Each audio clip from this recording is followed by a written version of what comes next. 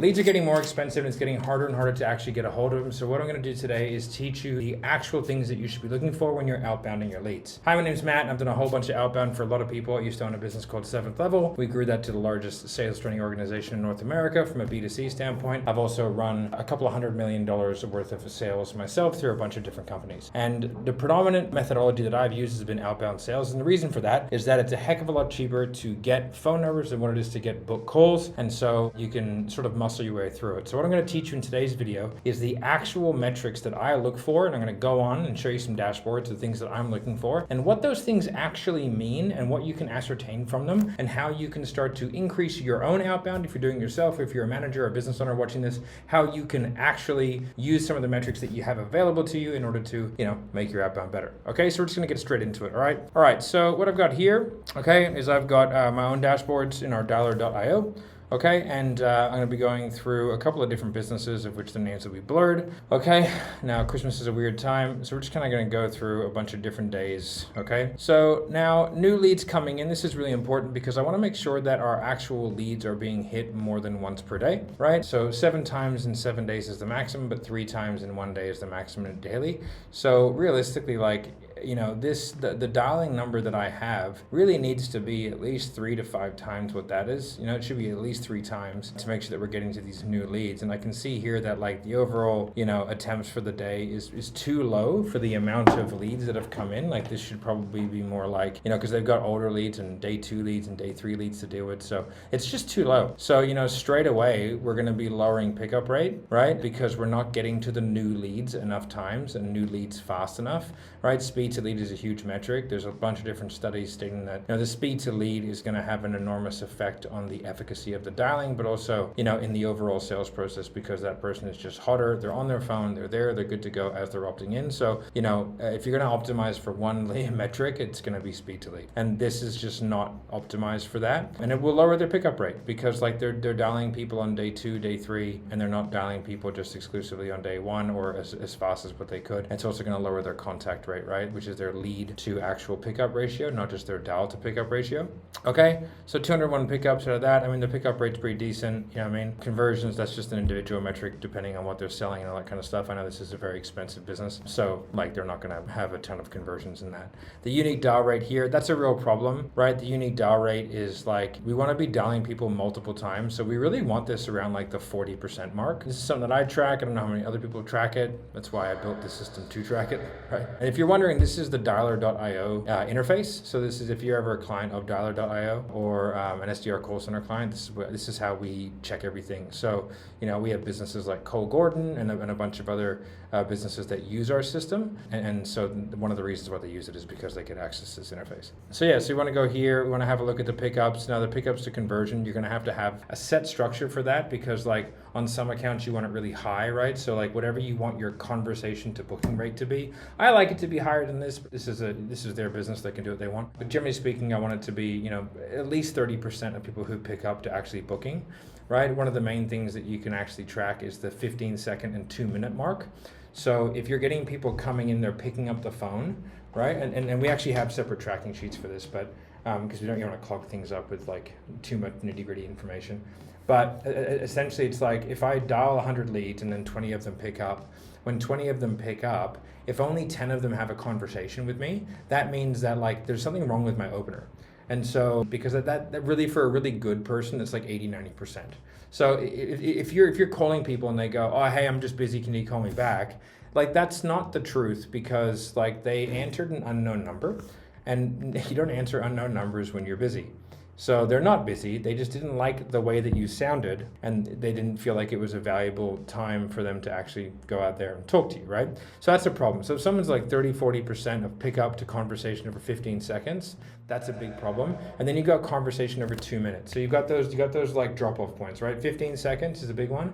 And you got a minute or 2 minutes. That's going to be their ability to build a gap, hold a conversation quickly, and start to actually get to the point to where that person wants to carry on.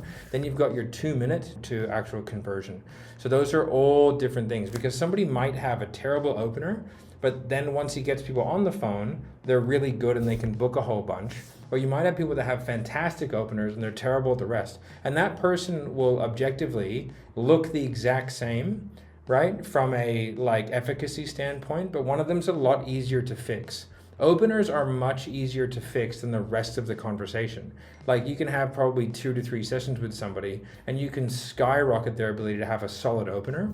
So if you're not tracking these things, you're really putting yourself at a massive disadvantage, because there are businesses out there that are. And if you're not one of them, then you're going to be behind the 8 ball when it comes to being able to develop your SDRs and develop your outbound sales effectively without just going, let's get better at sales, which is just a useless thing to do, all right? There's another one here, which is the number health. So number health, like if I go into this reporting here, and again, we'll blur all these numbers out and stuff. So there's up here, we've got Verizon, AT&T, T-Mobile, RoboKiller, and Noma Robos. These are apps, right?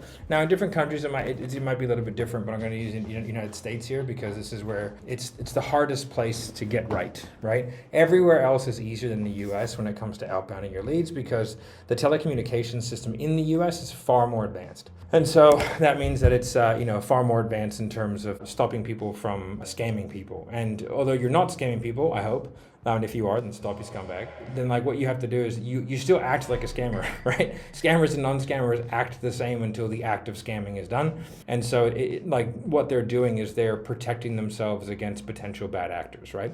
So what we have here is we have it marked as clean, okay? So a lot of people, what they do for their spam checking is they'll like call themselves.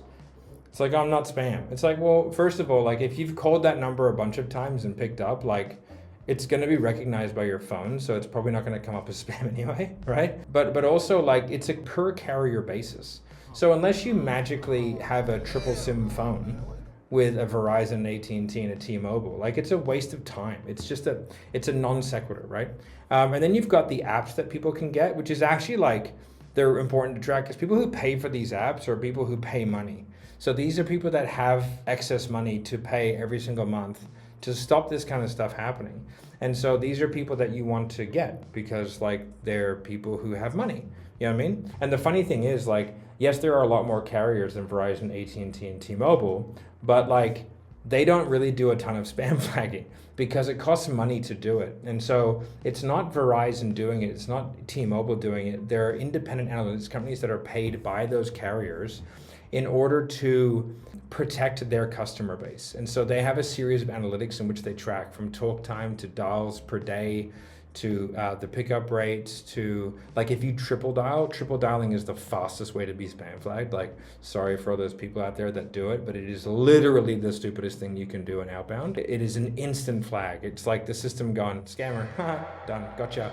And it's not like you can do 80% of these things. If you don't do all of them, then one of the thresholds is reached and then all of a sudden it's done, right? So the number's flagged, okay? And it will not be flagged equally because all the analytics companies are doing slightly different things and they all have different tolerances for behaviors, right? T-Mobile is by far and away the most strict. So it's always the first to be flagged. And then they have a pretty decent market share. But, you know, and if you're getting flagged on these but on others, then it's just like the podunk ones in the middle of nowhere that are super cheap that like only the cheap people have. And those probably aren't the ones that you want to be selling. Not to say that it's a bad thing to have those, but like generally speaking, like most of your prospects are going to be on the major carriers. Unless they're looking to save money on their phone bill. And if you're trying to sell them a $10,000 course and one of their largest things is saving $14 a year on their phone bill, chances are that's not the lead for you, champ, okay? So as you can see here, we track all of them all the time. And then what our system does, which is kind of cool, it has a look at the market share, so it tells you that. And then if something is flagged, it places it on cooldown, which means it takes it out of rotation. You can't do that. I can because I'm cool.